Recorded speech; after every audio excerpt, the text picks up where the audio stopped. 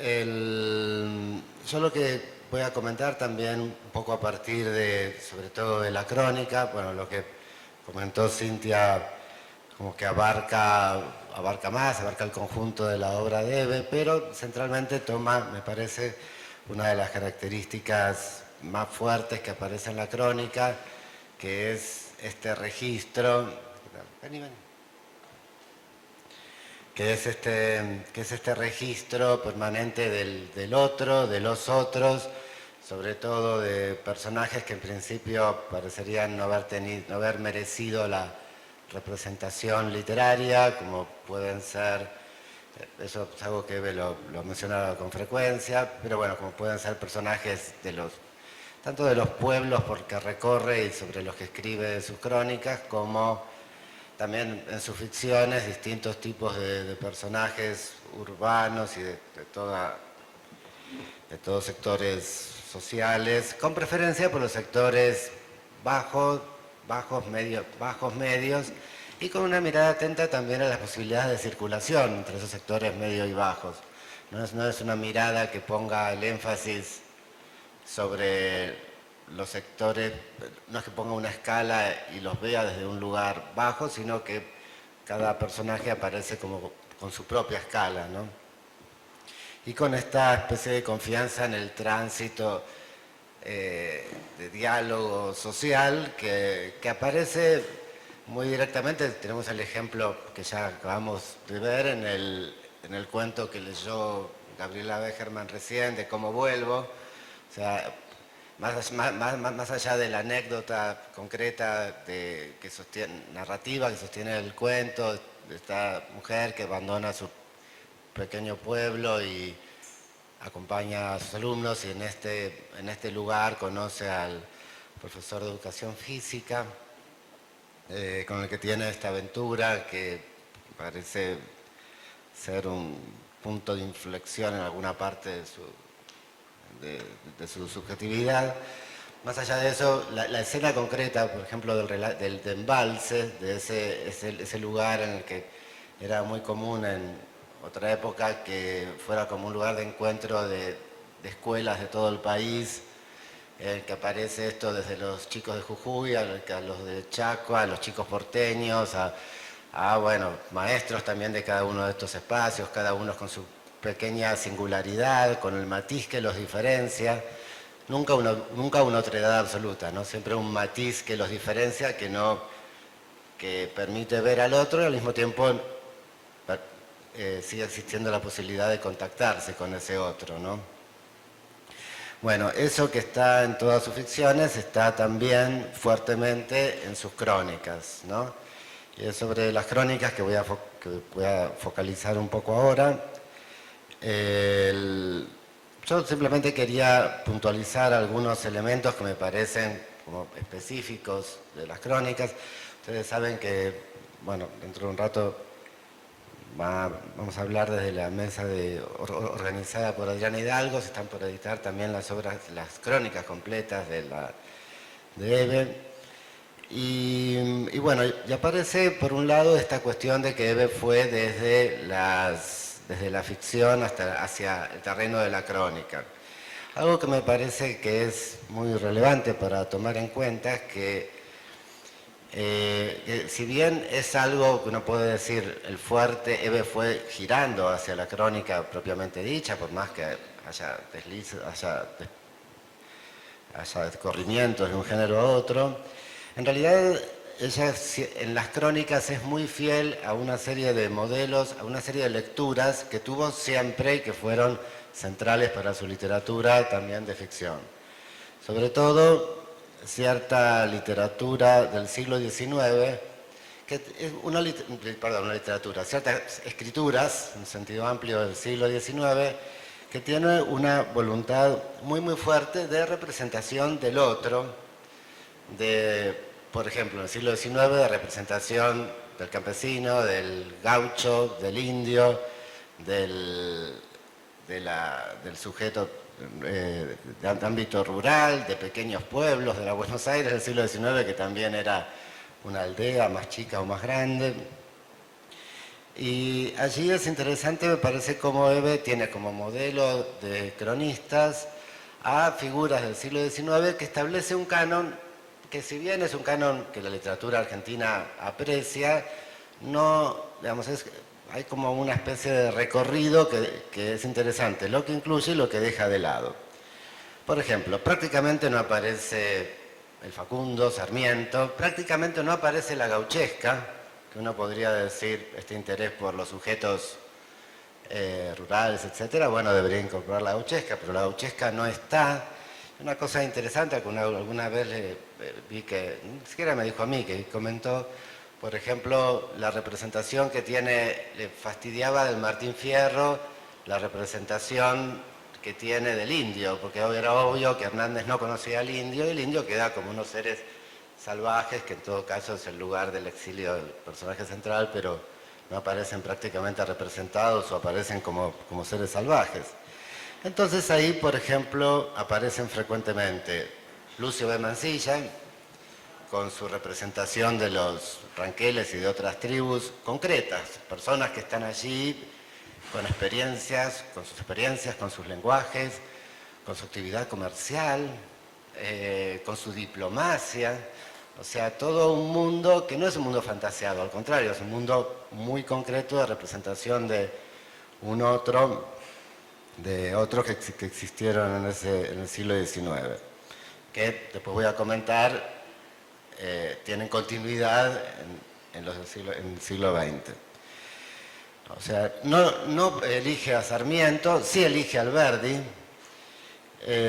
sobre todo por esta voluntad de Alberdi más como integradora respecto de lo nacional que tenía Sarmiento, ¿no? Las categorías binarias, como diría Acevedo, sobre civilización, barbarie y muchas otras que ponen una jerarquía, ¿no?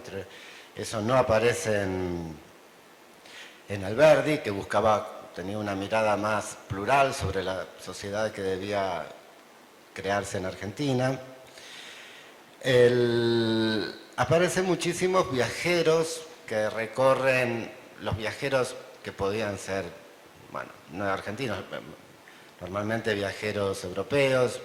Por ejemplo, un viajero inglés que es Masters, aparece que recorre la Patagonia y, por ejemplo, ella repetía escenas en que hablaba que como Masters encontró a un niño tehuelche que estaba jugando, y su modo de jugar era hacer como casitas, pero no hacía casitas, sino que hacía carpas de la misma forma que eran las carpas en las que vivía su familia, ¿no? O sea, todo un mundo hasta de juegos, describía los juegos que hacían estos chicos, su relación con los animales domésticos, por supuesto, y también los salvajes,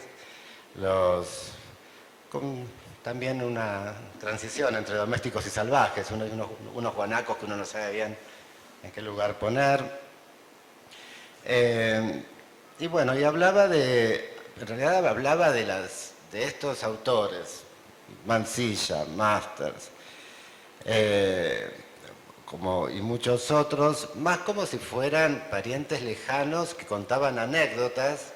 Por ejemplo, la anécdota de ese chico, de cómo jugaba el chico con el guanaco, como si fuera algo que recibió ella a través de estos textos escritos, pero con una cercanía, como si hablara de las personas que veía día a día.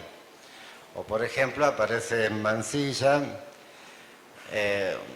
una anécdota que ella siempre repetía, que en un momento Mansilla está hablando con uno de los caciques ranqueles y ve una nena vestida de terciopelo rojo. Dice, ¿qué hace esa nena con ese vestido de terciopelo? La nena era una nena que andaba con un vestido, no tenía ninguna señal particular, ni había nada, era una cosa absolutamente concreta. Y después de muchas vueltas se entera Mansilla y termina averiguando, ¿de dónde es esa nena? ¿Cómo está? ¿Qué hace la nena con ese vestido? Y se entera que en realidad ese vestido bordado con hilos dorados y terciopelo rojo, en realidad le dice, no, le dice un indio, ese vestido se lo sacamos a una virgen en el malón del mes pasado. Y le quedó perfecto a la nena. Se ve que la Virgen tenía el tamaño, tenía el talle exacto de la nena, ¿no? Ese tipo de anécdotas en los que de repente hay todo un mundo que está ahí vivo y que lo leemos hoy en los rescates que hace de sus crónicas y allí está. Bueno, por supuesto no aparece, no sé, el matadero, no aparece, o sea, mucho de lo que uno asigna, uno reconoce como el gran canon de la literatura del siglo XIX queda afuera, ¿no? Decían desopilantes, o sea, afirmaciones, no sé, de David Viñas diciendo, la literatura argentina nace con una violación, que es la que se da en el matadero. Esas afirmaciones así contundentes que establecen un linaje más a partir de formas de la violencia, por más que en el matadero hay una muy buena representación de la voz de los sectores populares, que también es valioso, eso, digamos, quedaba un tanto afuera, ¿no? De su repertorio, como ella decía. Bien, bueno, otros modelos. Dije de estos escritores del siglo XIX, algunos del siglo XX, por ejemplo, los naturalistas que hablaban de los animales. Hay un libro al que hay una crónica en su libro Animales, en la que habla de un libro de principios del siglo XX, escrito por el director del Zoológico de Buenos Aires, que le gustaba hacer experimentos con sus animales, pero que tenía como una mirada muy parecida a la que ella también tendría con estos animales. O sea, de la misma, yo miré en la misma época que Bonelli escribía estas observaciones sobre el zoológico, este director del zoológico, también se estaba escribiendo, no sé, el grotesco criollo. El grotesco criollo no aparece ni mención en ninguno de sus textos, pero sí aparece Bonelli, ¿no? Bueno, otro paquete de influencias, la crónica brasileña. Eso es algo que una vez que uno lo lee y conociendo la obra de ella y sus lecturas, parece tan obvio que hasta uno deja de lado por eso mismo. Ustedes saben que en Brasil la crónica es un género tiene un lugar distinto que tiene en Argentina. La crónica es el género hasta escolar, o sea, en la escuela se dan antologías de crónicas, de cronistas. Y figuras como Rubén Braga, y de narradores como Clarice Lispector, Drummond de Andrade y muchos otros, tenían una producción de crónicas, textos breves que normalmente escribían en los diarios, publicaban en los diarios, que es como una referencia literaria en Brasil mucho mayor que la del cuento, por ejemplo. Cosa que en nuestra cultura, eso en el ambiente del resto de América Latina no ocurre así.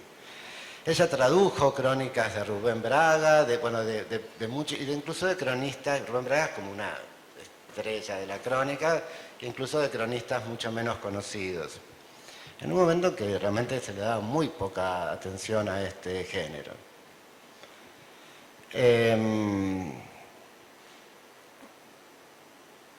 Bueno, otro punto sobre la crónica. Hay algo que parece que se viene diciendo, que, bueno, de cómo en la obra de Eve, ficción y crónica, hay apertura a otros géneros. Por ejemplo, sabemos que sus cuentos dispararon la voluntad de llevarlos a escena a gente de teatro. Como Vuelvo, que leyó Gabriela, o digamos y muchos otros textos fueron llevados a escena de diversas maneras. Guiando la hiedra, hay algunos casos y cada vez más es frecuente esta relación con el teatro, ¿no? A pesar de que Eve en principio se sentía muy lejos del teatro. Por ejemplo, no era lectora de teatro, no era espectadora, prácticamente tenía una relación bastante distante con el teatro. También tenía una relación de distancia en principio con la poesía. Sin embargo, algo que uno puede notar, uno lee las crónicas y por momentos uno siente que las crónicas están más cerca de la poesía que de la narrativa, en realidad. Ella apreciaba mucho una crónica de Rubén Braga en que se veía, seguramente muchos de los que están acá la vieron en sus talleres, que ella la daba, que se veía simplemente el cronista miraba por la ventana y veía un hombre nadando en el mar en Río de Janeiro. Desde su edificio podía, con buena vista, podía ver a un hombre nadando, y hay algo como el terreno de esa cosa un poco epifánica. De repente hay una escena que conmueve al cronista, y hay algo que conmueve en el modo en que relata ese algo tan cotidiano, que se ve una persona nadando en el mar. El cuento se llama Hombre en el mar, el cuento, la crónica, ¿no? Y la mayoría de las crónicas no tiene la mínima unidad narrativa que tienen los cuentos, por mínima que sea la anécdota de los cuentos. A veces no pasa nada, pero en esa suspensión de la narrativa, de la cualidad narrativa, de golpe uno recorre las crónicas viéndolas como textos de poesía, o sea, no confiando más en este tipo de poetización de la vida cotidiana, podríamos decir, que se efectúa desde las crónicas, de la lengua ordinaria, de los detalles visuales de la naturaleza. Todo eso parece producir, hay como una misteriosa empatía con la experiencia del otro, que nos produce a veces más, es algo que nos despierta más la poesía que la narrativa, ¿no? Bueno, para terminar hay otro aspecto que quería remarcar de las crónicas de Eve, es la cuestión de la dimensión política de estos textos. Uno puede decir, es una literatura que en principio evita narrar, mostrar los grandes traumas de la historia argentina. Tenemos los niños indígenas jugando en el campo, tenemos crónicas con los indígenas, tenemos crónicas en las que habla en una casa, una crónica muy hermosa, interpretada en Carmen de Patagones, en que habla con una descendiente en un caso en Tandil de Catriel, de Coliqueo, y de repente los traumas, por ejemplo, de lo que fue el genocidio indígena o las dictaduras, después eso no aparece representado directamente, excepto en algunos, de un modo un poco muy indirecto. Sin embargo, ¿dónde estaría? Uno puede decir, hay una dimensión política directa. En esto que decíamos de entrada, mostrar a los otros, mostrar estos sujetos que en principio no tienen representación literaria. Y algo que mencionaron que en las primeras mesas, que en Neve casi no hay personajes secundarios. O sea, sus personajes, aunque no sean los personajes centrales de sus cuentos o de sus novelas, los personajes secundarios se ven tan vívidamente que uno no me da ganas de decirle secundario al personaje de la nena, ni siquiera a las cosas que leía en otros textos. La nena vestida de terciopelo, digamos, queda de un modo protagónico. Bueno, en la crónica ese protagonismo es absoluto. En la crónica no hay un protagonista. Entonces, toda esa constelación de personajes están en primer plano, ¿no?